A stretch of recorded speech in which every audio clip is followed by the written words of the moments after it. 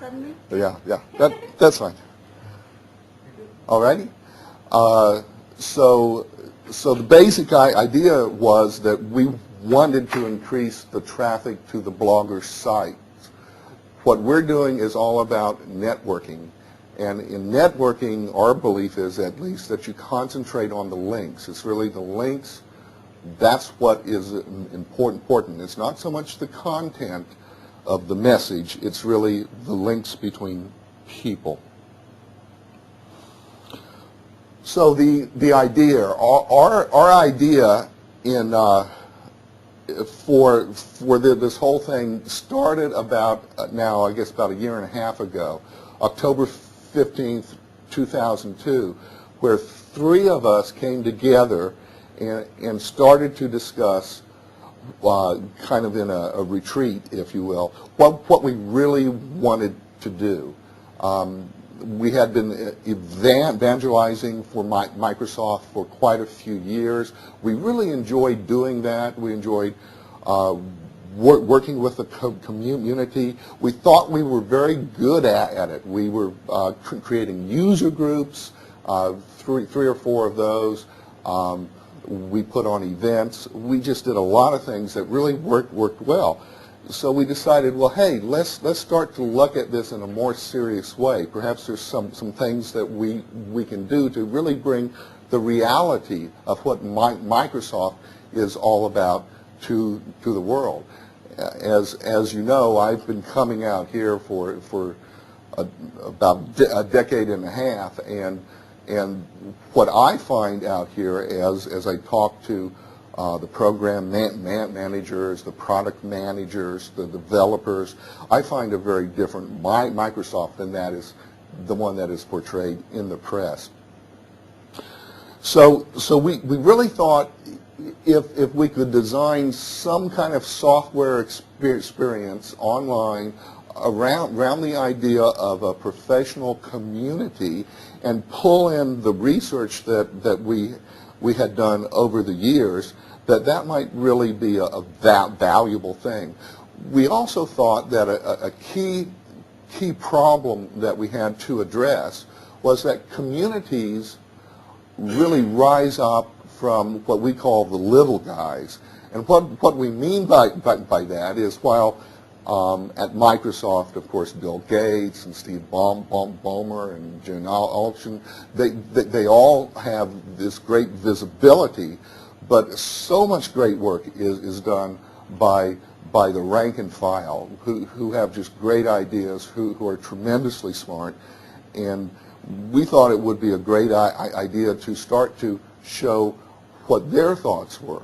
And likewise, in the community of professionals, we also knew that there were some great minds out there which had great ideas.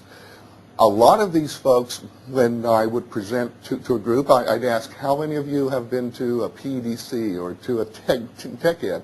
And you would be surprised at how few the numbers are out there in the field who really have a strong affinity towards Microsoft. We talked about, it would be really great if we could bring everyone to campus and show them what is out here, how folks work, how dedicated they are, how open they are to new ideas. But of course, that's just not a possible thing. So what we had to do is really come up with a new method of delivering messages.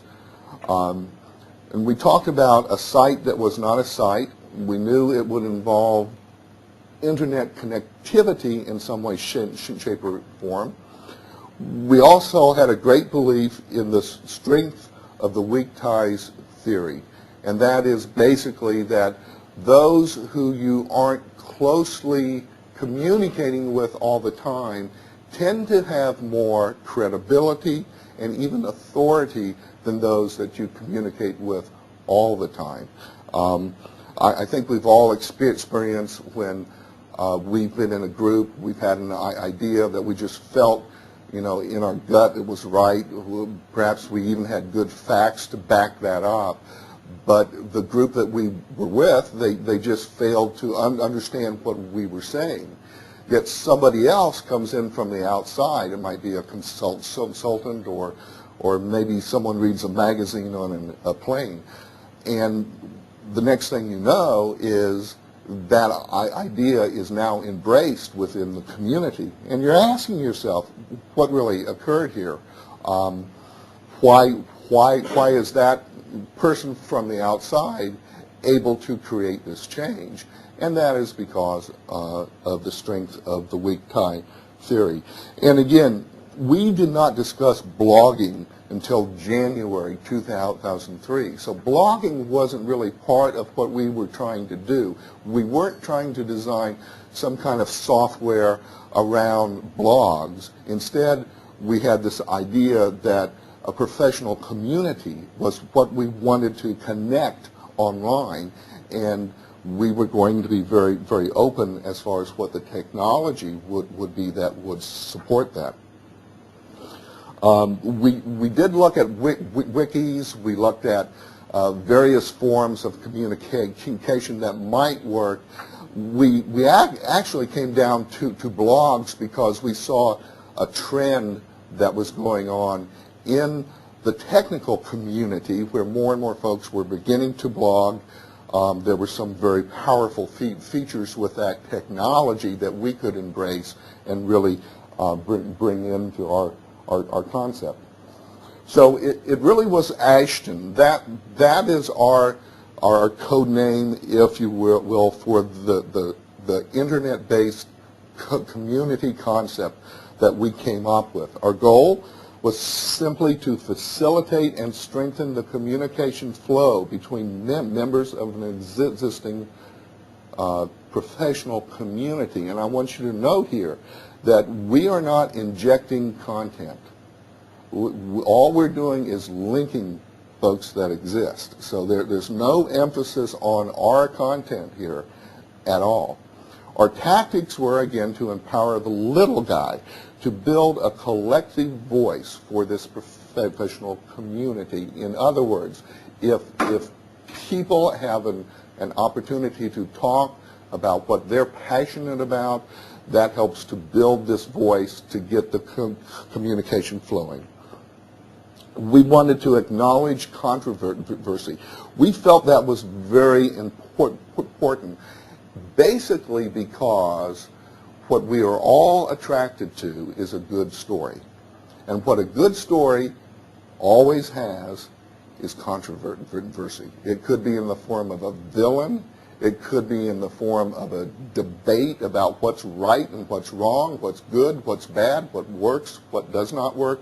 But controversy is what becomes compelling to us all. And also, as we try to seek truth, I think controversy is something that we gravitate towards to build our own internal realities. We wanted to reward strong human communication network activity. So we wanted to find a way to really highlight those who could connect with lots of folks in a positive way. We also wanted to be able to analyze our data on the back end so that we could better understand what the community was all about, what links were forming and why. And finally, have lots of fun. You know, that's not a trivial thought. In everything that we do, we know that fun has to be part of it. Communities are really about having fun. They're about being around people that you know, that you enjoy, and that you can grow with. So the fun is really a very important part of it. You know, I don't know if everybody's seen the site. It might be good to show it. Sure. Sure, yeah, I do have a spot in here where we'll go out, although we never did find a connection. Okay. Okay, great. Yeah, we sure can do it on there.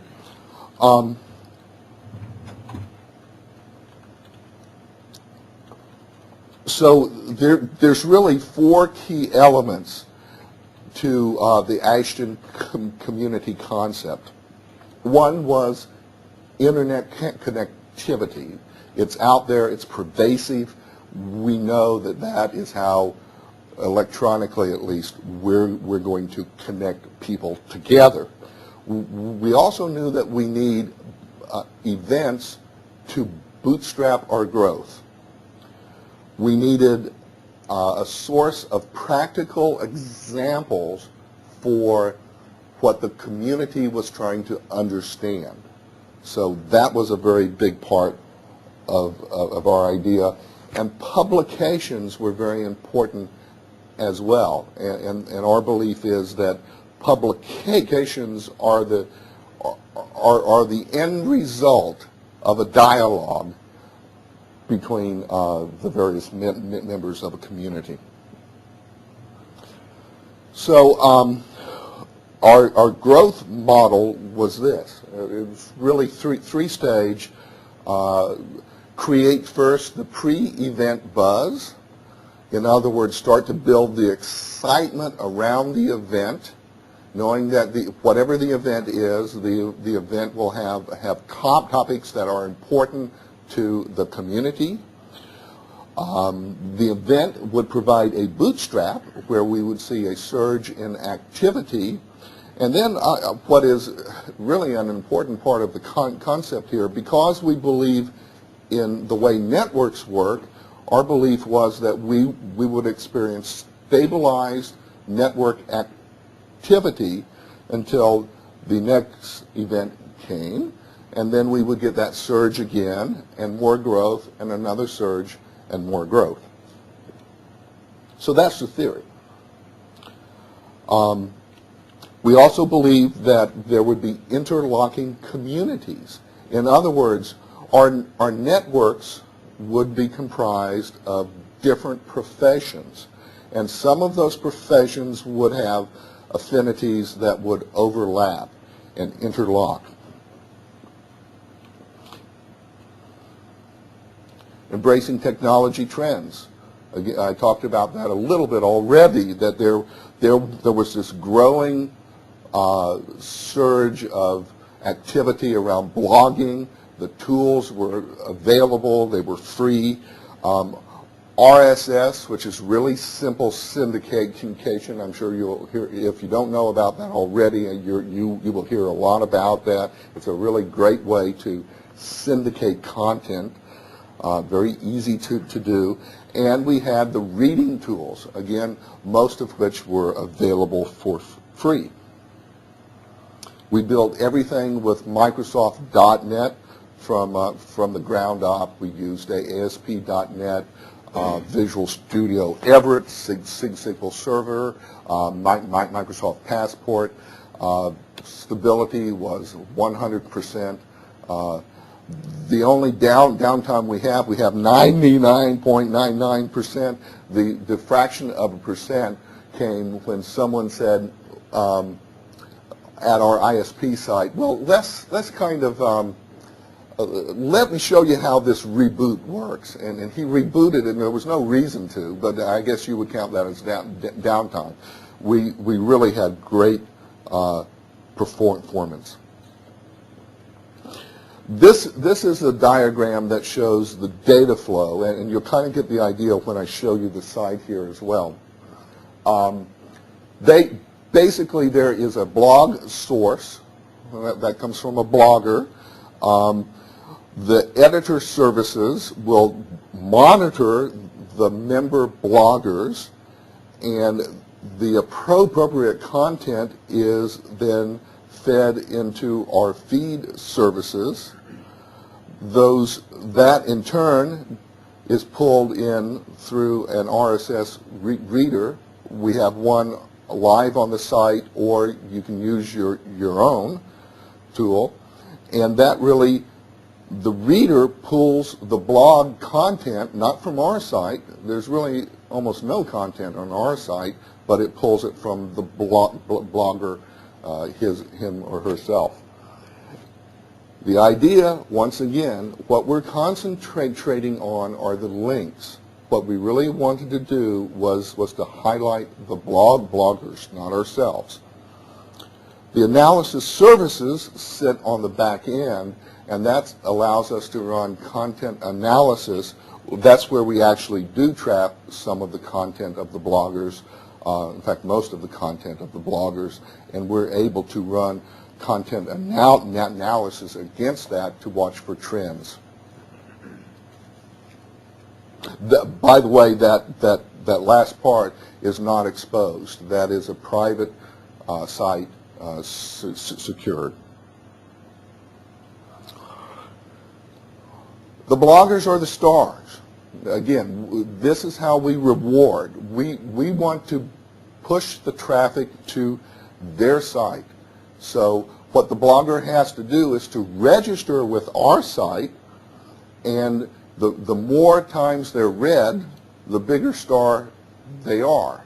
And they know they're becoming a star because they watch the traffic on their site. Just like Dave Weiner said, he says, my gosh, all of a sudden I'm over 1 million views now in just like that. Well, that's what we were trying to do. We're trying to create those stars where great content is rewarded. 1 million views from the PDC? No, not just from us, but I'm sure what we did at that period of time helped him quite a bit, and he did say, he did give us a nice plug there in saying that, gee, you know, these guys on the PDC blogger site are really nice to me. You know, they're flowing a lot of content, or a lot of links to me.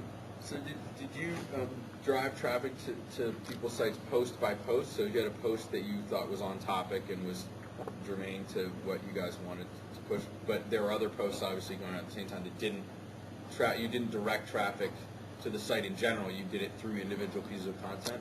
That's right, and I'll show you in a minute exactly how it works. But what we basically do is we take a quote from their content and we say so-and-so says this. And we only aggregate content that we feel is compelling. So they're just like you would have an editor in a magazine, you have an editor here. And the idea is to reduce the noise so that we have content that is of value to the reader. The readers play a very, very important role here. And this just kind of shows the loop again, how we do it. The other thing that we use a lot is what's called the parsimony principle, and that is create once, use many. And basically what's going on there, when a person becomes a member of one of the Ashton sites, they are aggregated into all the Ashton sites. So if they have an affinity for some of the content that is being expressed in another site, they will be aggregated there as well. Again, we edit it once, and by edit I mean select, and we categorize it, and then it flows into a lot of sites, and we reward the stars.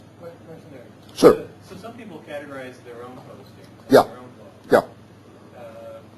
And it seems like you need to go ahead and take whatever they've done and just fit it into the right buckets. It doesn't really matter how they've categorized. Doesn't matter. You That's look at right. all their stuff. That's right. And That's right. pick appropriate things and then categorize. That's right. And we have automated this to some degree so that we don't actually have to read through everything. We kind of know the ones that are going to be potential hits for us. But How many sites are you tracking? gosh, I think it's over 300 in the what is it? 318? You got 319. 19. 319. And of So. those that are active, I mean that you really... I would say it's probably in the 60 to 80%, depending on when, you know. Yeah, You could basically look at every post from every blog manually. I mean, well, almost. There is an automated process that comes before the editor that tends to dump a lot of the stuff out about, well, you know, my dog had fleas today or whatever. You know, we're not going to aggregate that. Categories that they're... Is that keywords or just a filter? Or Like, how are you actually doing that? Keywords? Or? With keywords that we match within the content. It's a form of content analysis. By the way, we're changing that in our next rev. We found out an even better way to do it, and we'll add those stats in on the next rev around. But we get better, as most folks do, in time. You learn better ways to do it. Any more questions about that? Okay. The blog reward formula, it's basically this. The quality of content means you will be quoted more. So if a blogger has great content, they get more quotes. The frequency of quotes equals the popularity. In other words, the more time you're quoted on the site, the more potential for popularity you have. The more popularity, the more stakeholder buzz, and that's kind of a very important concept for us. And what that really means is that the community starts to become vibrant because of the popularity of the bloggers. And if you reduce that all down, what it really means is that quality equals buzz. If we had a lot of noise in our feed, if we didn't have a human editor, it wouldn't work. We need that, we can put a lot of automation on the front end, but in the final analysis, just like you want an editor for the New York Times, you want one for a site, an Ashton site. Our stakeholders really come from a variety of sources. They're the bloggers, they're the participants in the community, the press, the industry, our various supporters. They all invest their time or their resources, and they derive significant value from Ashton. Our first implementation was a little crude. In fact, it was probably a lot crude. I think we were designing it all the way up to the first tech ed. We just got the idea. We felt strong that it would work, and it really took off quite well. Then tech ed became Tech Ed World, and we got bloggers really from around the world to join the community. Then we designed a site for the PDC, and that was, as you know, quite a big success. Since we have two more sites out there, one for Dev Days 2004, and one for the Windows Mobile Developer Conference. So those That just. guy actually was here. I think he left. Oh, really? Okay, so we have those live at this point, and they're really nice. And you can point the same group of 318 blogs to any of these sites, is what you're saying. So if they go to any of these conferences or any of these events or whatever, like you just Right. How much cross-posting is that? I mean, how much is individually just on the mobile site versus, Right now, since the mobile site has been up like 3 or 4 days, I really don't have anything that is valid to show. There's crossover. It almost is 100% at this point, but I don't know that it'll stay that way. I kind of doubt that it will. But that's a guess. I don't know. The Dev Day site has been up for longer. I haven't run the stats on that, but I've been out there quite a little bit, and my perception is that there is a strong amount of crossover.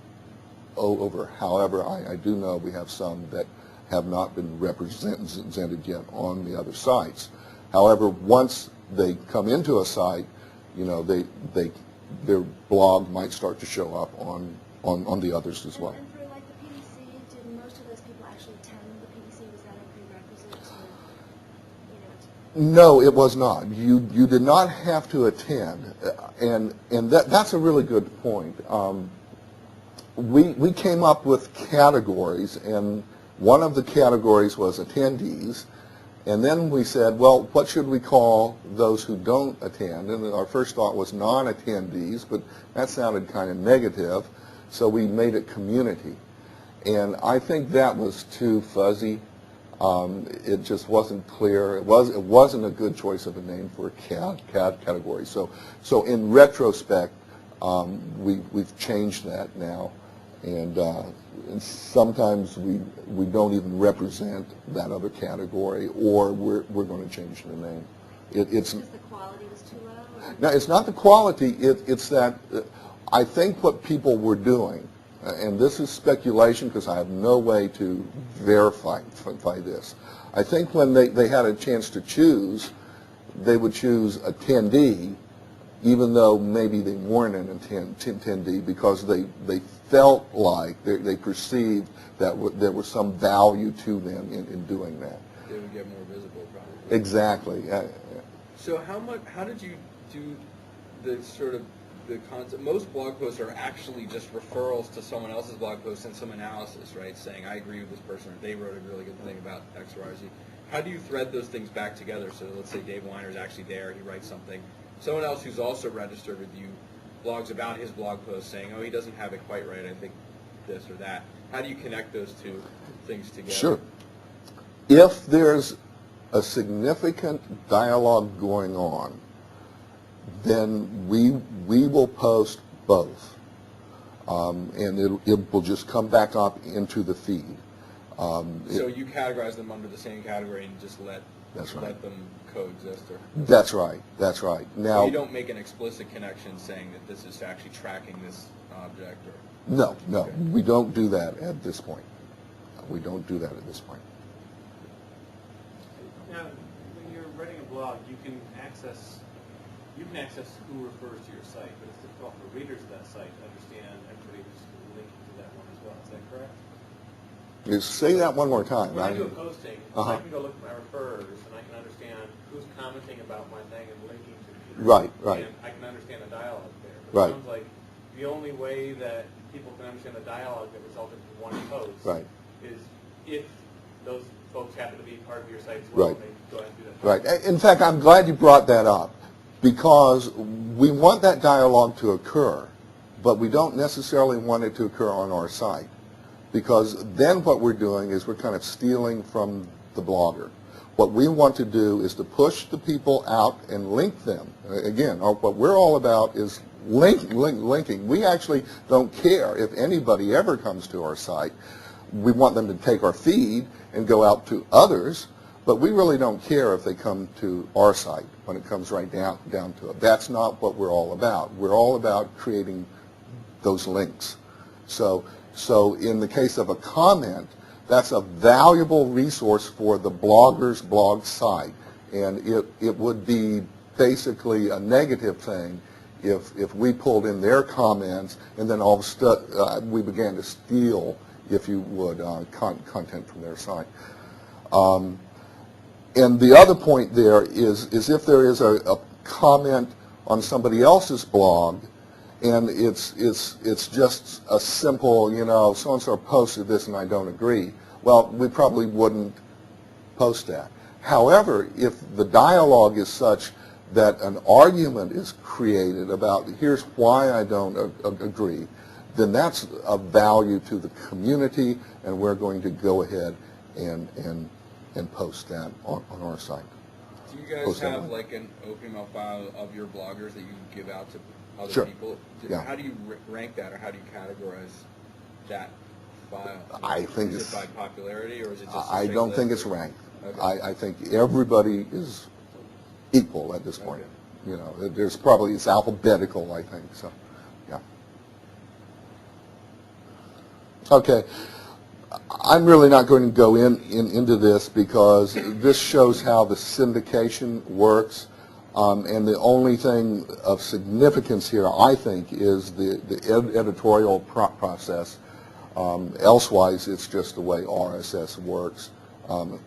So I'd probably just Do you blow have right just by one this. feed, or do you have categories feeds? We have a feed for every category, okay? However, the main feed is by far the most popular feed, They all get read. How many categories do you have? It's going to depend on the site. So the PDC has about, I couldn't even guess. I can tell you how we go about I was just them. wondering about how many feeds do you have? Couldn't even guess, to be honest with you. It has to be less than 318, but Right, right. Okay. Yeah, Should the category we don't have. Well, I don't know. We actually might have a feed for every blogger. I really don't know that. You know, I know we have a page for each. I'm not sure if we have a feed. Yeah, we do. But we point to their feed. So so you're just passing basically, that we'll just pass that feed along. Yeah. So but in our case, every category would be a feed as well. Yeah, but you got like bloggers that category, Longhorn that category, Zamel that category. Right. Right. And I should say the way we derive the categories is we'll go into the event tracks and sessions, and we derive them from that. That becomes our metadata, if you will. And now I can probably switch this. There's one. There it is. Okay, good. Okay, so this is our PDC site. We had a Q&A part during the PDC, and you would have to sign in to Passport to kind of play along with the Q&A. It's no longer represented on the site. do you have to have Passport to register? No, you don't. No, you don't. You just need to have a valid blog with a valid RSS link. That's all that's required. Basically, it's divided into about six sections. You see our feeds over here for all posts, for news, Longhorn, Win FX, Whidbey. Now these are, when we see that there's a popular feed, it's going to start to go over here. And that is, once again, that's an editorial decision. That's really not done, you know, by computer, although we do watch the log files. A section to add your blog, to get the OPML directory right there. This shows, of course, 319 bloggers and one publication. What a publication is a publication with a strong affinity towards the content that has an RSS feed that registers on the site. So you won't go and gather like the New York Times feed and Wired's feed. They have to explicitly say they want to be. Right. And we think that's fair. You know, and unless you want to be part of the community, you aren't part of the community. We don't decide who is. The community decides who is. We have Does it ever get over 1 or 2, or is it substantially? This was the first time we had a publication. We want to have more, and you'll see in the presentation why. But again, I think that's a very important part. It's part of our original idea, and we haven't done a lot of work in that spot yet. I mean, but anybody who was a publication could just add theirs in.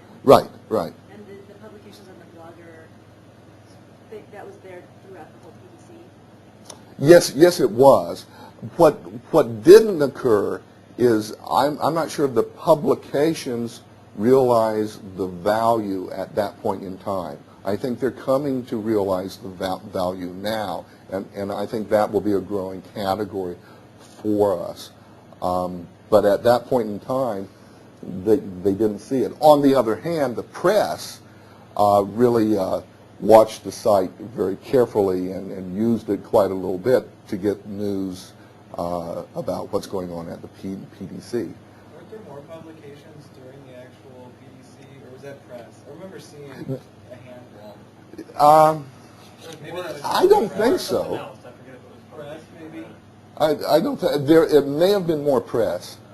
Yeah, and there may have been more publications during the PDC, and they dropped off. Although we usually don't do that. It's So called press out separately. And attendees and those kind of things. Now you've got them all categorized as bloggers. yeah, that's right. That's right. And the reason we did that is if we go over here to the bloggers section,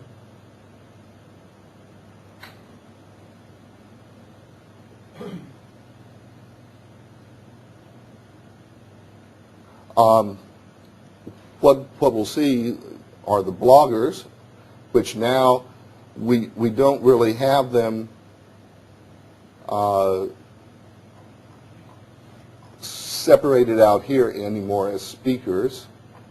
So I'm curious as to why there's no sort of instrumentation about how much these people have posted or how long they've been affiliated or anything to distinguish them. Because if I don't know anybody on these names, I'm sort of like, what's the difference between Walter Smith and John Lang? Mm-hmm, mm-hmm. It was before, though. It used to be broken out into speakers. And Right. Kind of knew that these are Microsoft people, these are the... Right.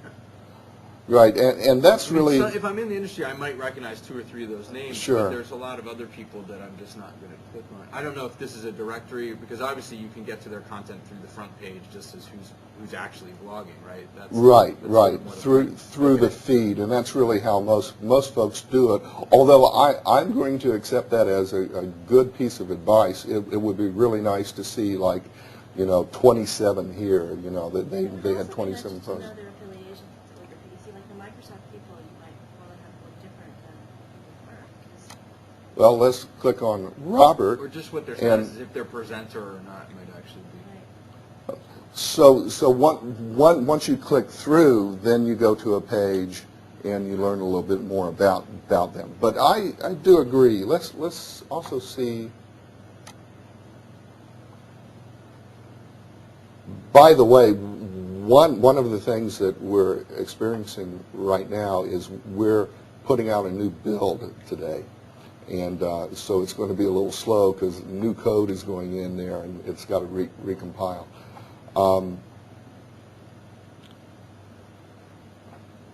So we have the PDC website, blog tools, news. Yeah, we really don't have anything but the names at this point. Is So. there a reason why you decided to uncategorize them? Well, yes, there is. Because a speaker is a speaker during the PDC, but we want this site to grow not just around the PDC, but around the professional developer community. So the fact that they spoke at the PDC is interesting, but it might not be as relevant right now. When you get the next one, because I know you had the chart where you would grow a little with each event, where you reinsert that hierarchy back into the listing when the next event comes around, or Reinsert the hierarchy. reinsert the categories that you had, like presenter or attendee or whatever. Right. Whenever there's an event, let's say there was another event. What our approach is going to be at this point, there is another event, and that event, let's say, is Dev Days. So Dev Days gets its own site with its own buzz, with its own community, with a strong affinity around that event. But that's clearly a developer event. Now that network is going to be compressed or aggregated into our professional developers community, so it becomes part of that as well. So you have a different site around that event than this site. Right. And it's like a shell, but it's all part of the same network. And we felt like that's going to be a real good way to grow. We're also doing work now with the IT Pro community. We're designing some new things around IT Pro that we'll announce around the Tech Ed time. That seems to be the event that would spur the most growth. Do you guys have any partnership with the event coordinators or the people hosting the event, so when they register, you can know if they have a blog and sort of, start tracking? Not from the registration standpoint. I mean, that would be great if we did, but no. So they That's a have good no idea. I like it. This guy has really great ideas. Well, we should talk a lot. Yeah. So yeah, we do have good relationships with the events, and they really have helped us a lot. You know, I can't express how much help they've been, and the various groups. You know, the Longhorn group was just outstanding in their help during the PDC. But again, that's what networking is all about. It's about these relationships, and that's how it should work. Electronically is how it should work from a human standpoint. What's your revenue model? Our revenue model is Why do you do this? why do we do it is not really to make money. Okay, we do it if we can break even at some point in time. It would be great. We do it primarily because of our passion. That being said, what we're doing at this point, because we want to survive, and we can't, you know, I've funded a lot of it, but I can't fund it forever. So what we're doing is we're getting sponsors for the site. That will start. We think with the Dev Day site, it might lag a little bit, but we do have an advertising plan, which again we're not going to go. This is a community site, and we don't want flashy banners and all this stuff. We're going to try to do it in a very dignified way, maybe a little bit more like a PBS type model than a Yahoo, if you will. So we also work with the events that they derive value from this as well, and they provide some funding, which helps to offset the cost. It doesn't by any means pay for it, but it does help to offset the cost. And we have no. We looked at micro payments, and we thought that might be something that we would do with the bloggers, but I just would like to keep it free for the community. That's our goal at this point, and we're going to try our best. Okay. A couple of others. Yes. Uh-huh. Right where I was going to go. Mm-hmm. What we do is we allow anyone who wants to become a partner and to take our feed and to express that feed on their site. For example, I can go to Magenic, and you see over here PDC bloggers, and what they did is they just take our feed. And that feed is a control that updates automatically, and every time there's a new post, it goes out here. Again, what's important to us is the ability to create links.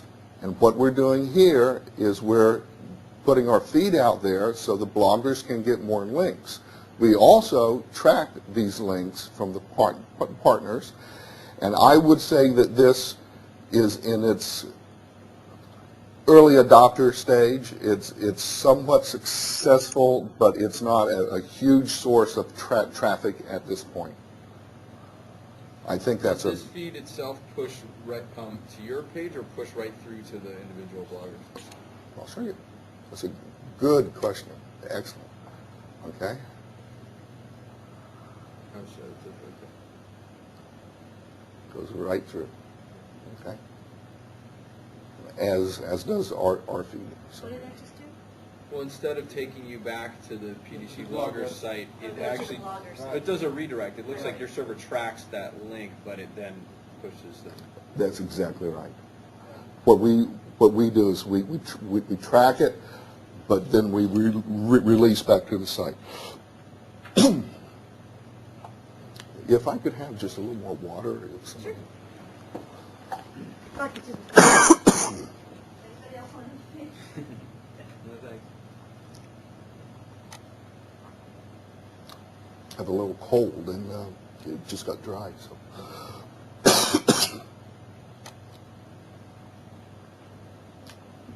community is really INETA, which is a user group community around .NET. .NET Rocks, which is a radio show around .NET.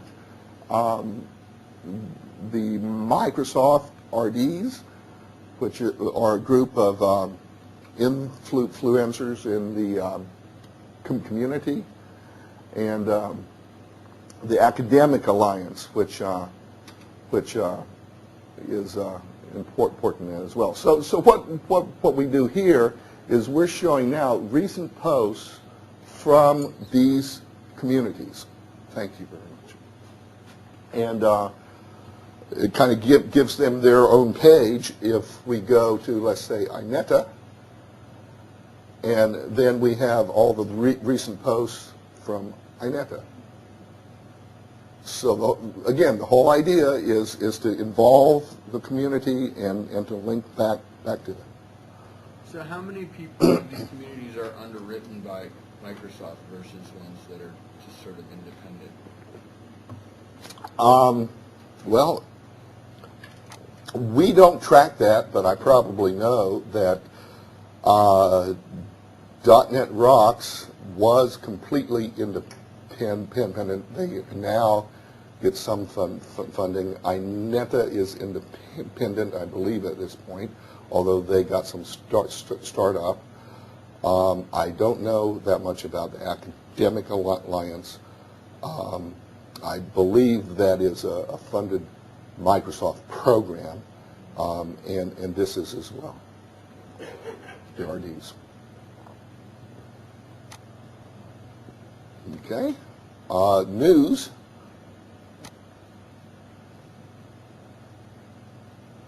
Which right now isn't working. Let's try it here.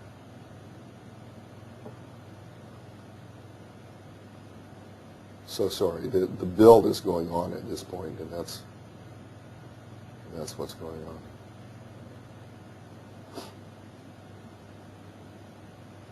Do you guys do a lot of cross-browser support and stuff? I'm not sure whether you think that's important to your development or...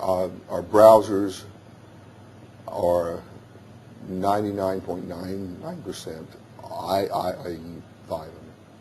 So, I mean, we try to acknowledge that, but we've had some complaints from the Opera community that our site doesn't render very well. I'm so sorry about this. I know what's going on. But yeah, he tries to do the builds during a time that I should explain our timing a little bit too. What we find is late in the day through the night, most of the blogging occurs. There's really very little activity until yeah. But funny enough, on weekends and holidays, we get almost maybe a 50% or more reduction in traffic. So I was kind of surprised by that.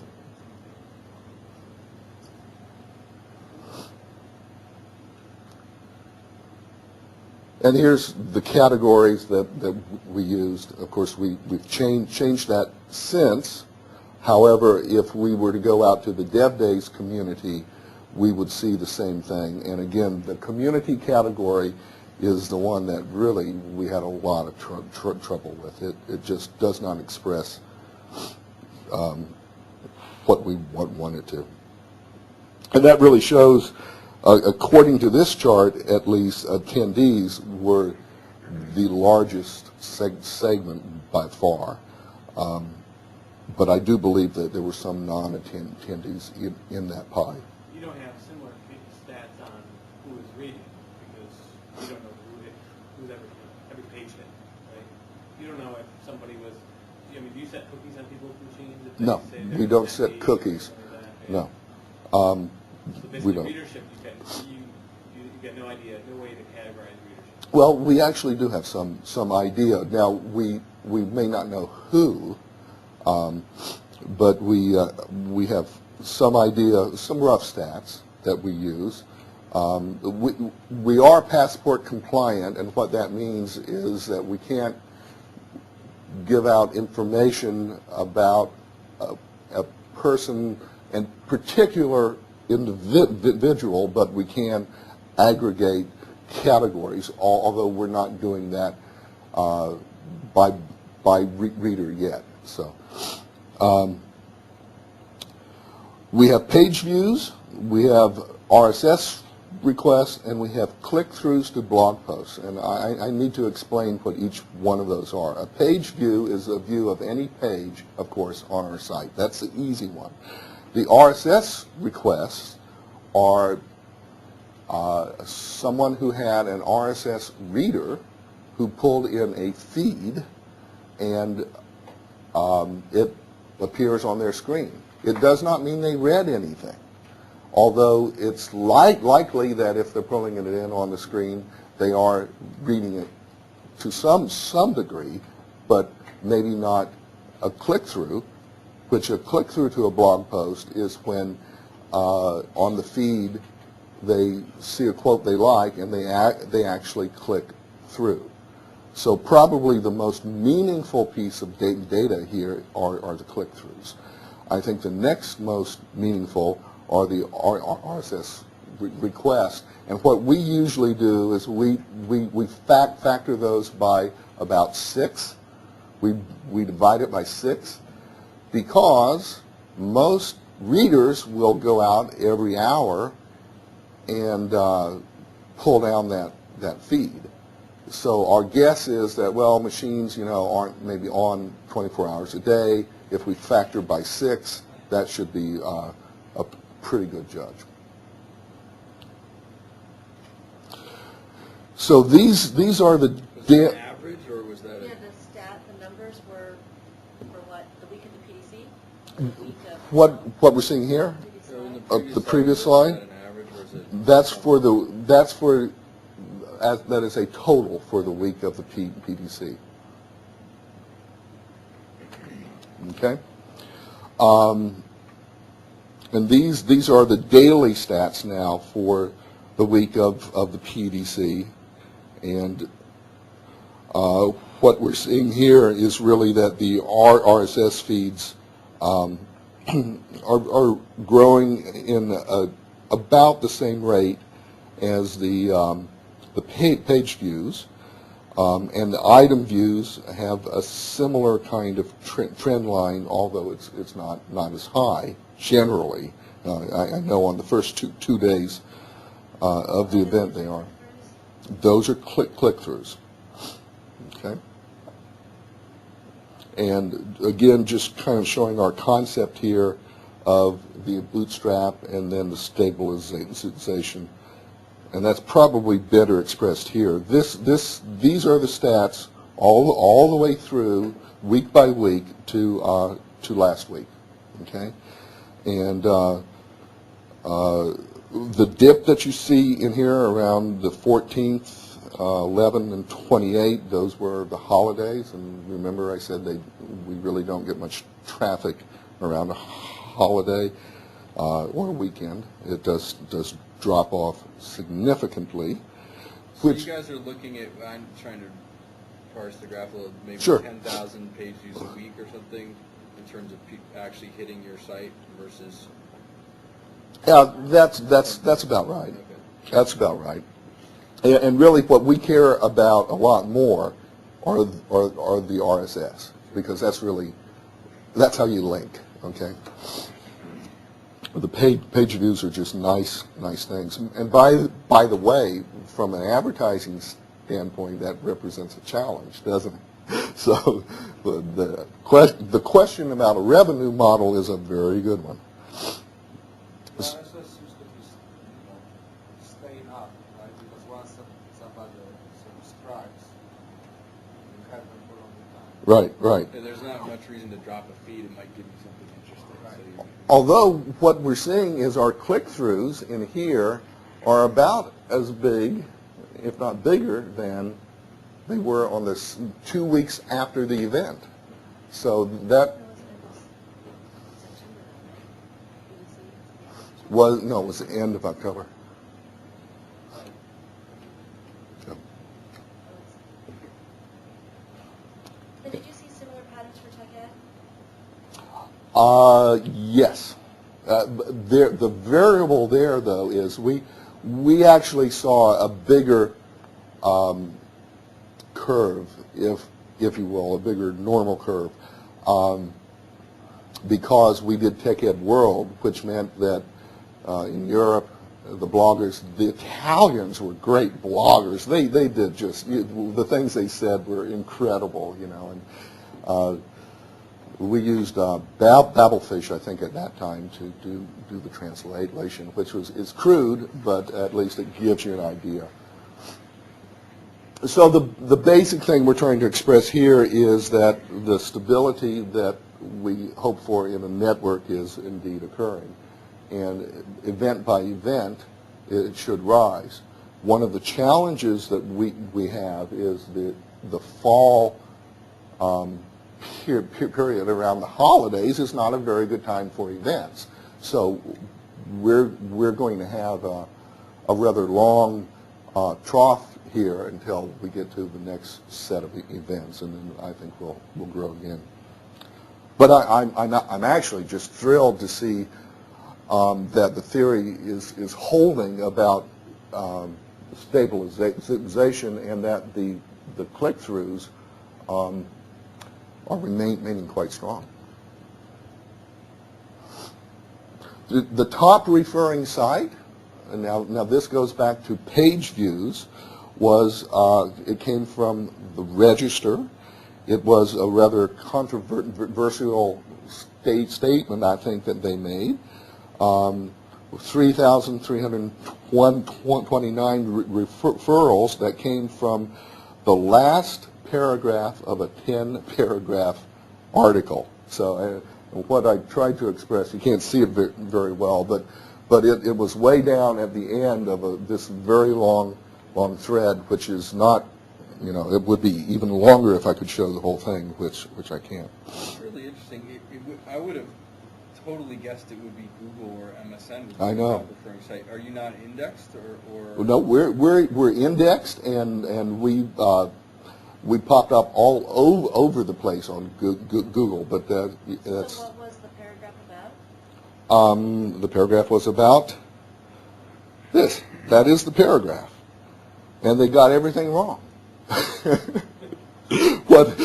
Which is probably no big news here, but what's so fun is we were a team of 3 that created this, and Drew and I were kind of the geeks, you know, and what they talk about the Redmond blog board, you know, and we're sitting in the hotel room doing the editing, and we come across this. You know, we're curious where these page views are coming from, and we go out to the site and we read this about the Redmond blog board, and we look at each other and we say, you know, we're it. You know, we're this blog board that, you know, all this fear is being expressed.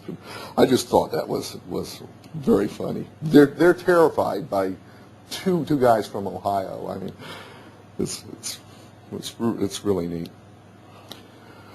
These are just the top posts. Number 1 came from our publication, which again, that shows how important those things are to our concept. I would say the keynote addresses were expressed very strongly in the top 10, which shows to me that a lot of folks from the outside who weren't at the event, outside of the event, were coming in and saying, well, I want to see what this event is all about. So that's our top 10. So top post would be the most clicked through? It would be, yes, that's right, the most click-throughs. And then I showed you the partner site, what we're doing there. And again, the goal is just to increase communication flow. What's partner site? It's a different site? No, that's when we went over to partners, and that allows them to put that control on their page.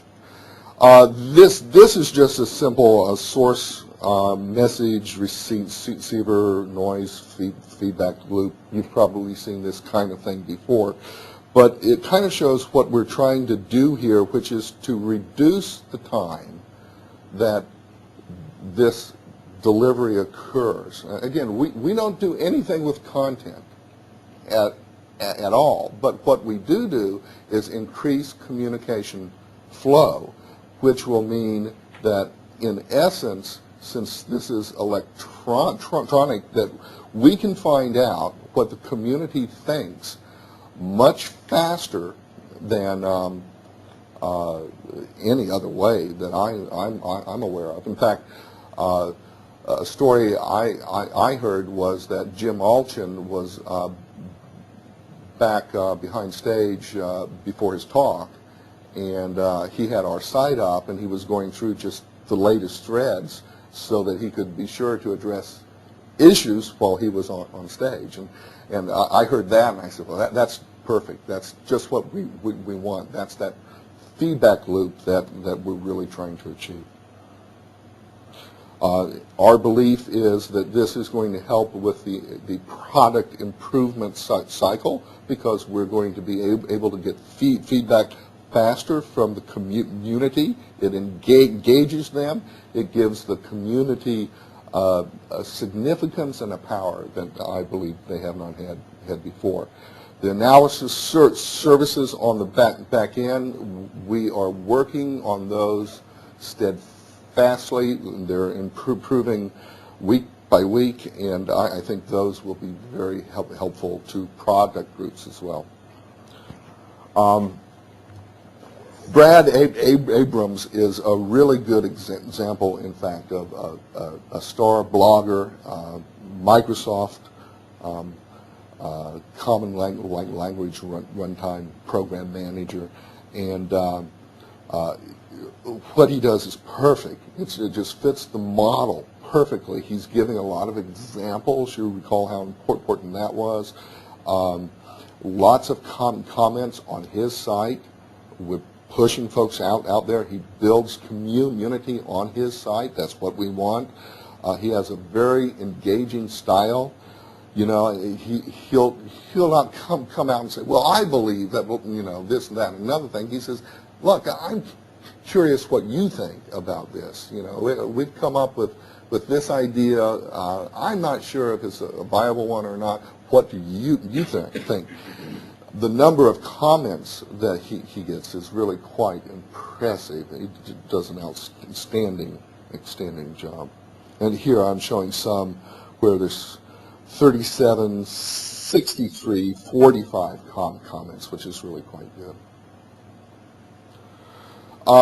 Competition, Max Bloggers, I think is one.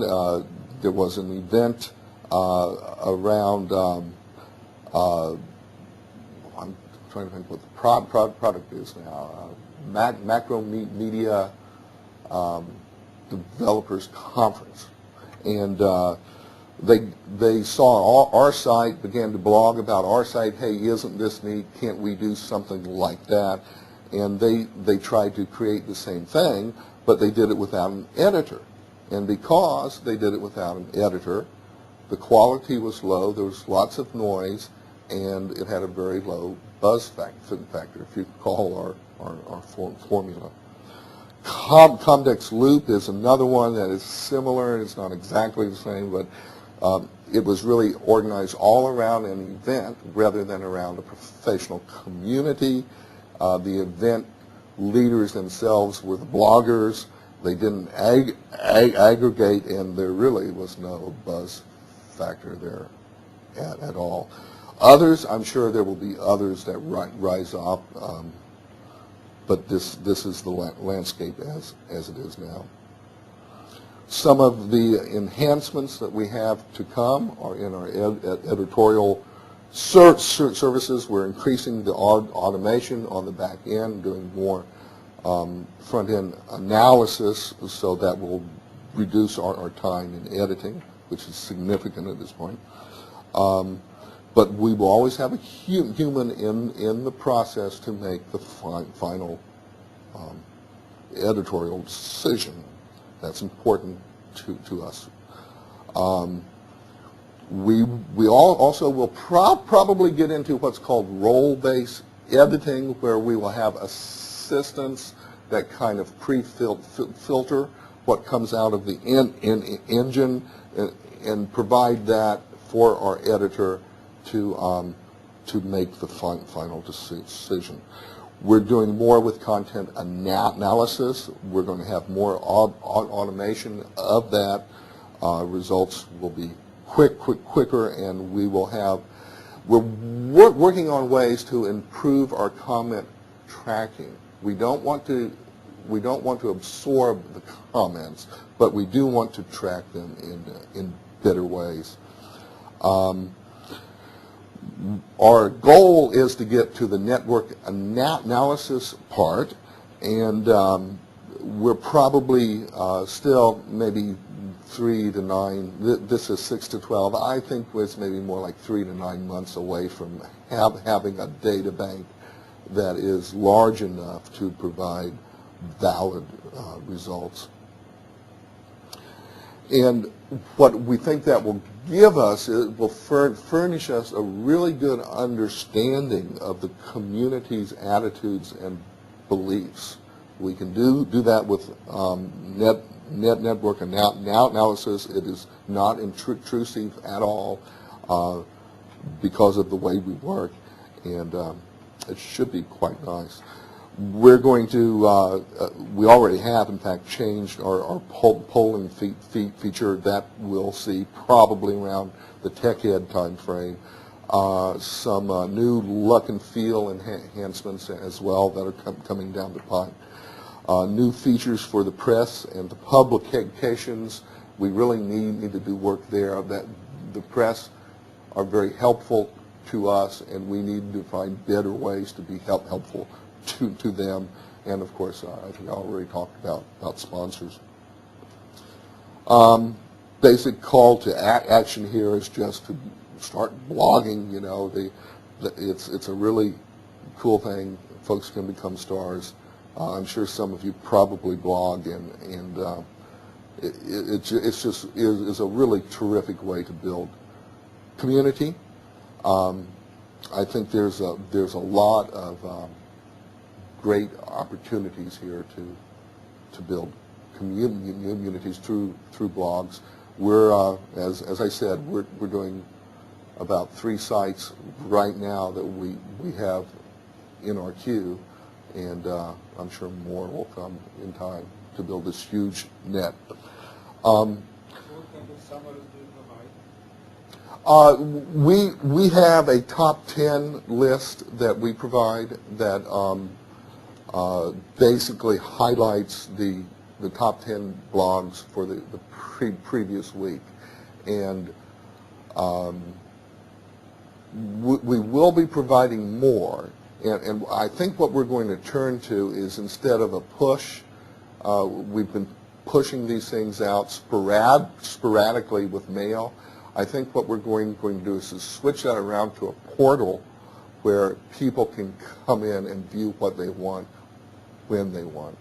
I think that will work better for us all. I think we all get a lot of mail, you know.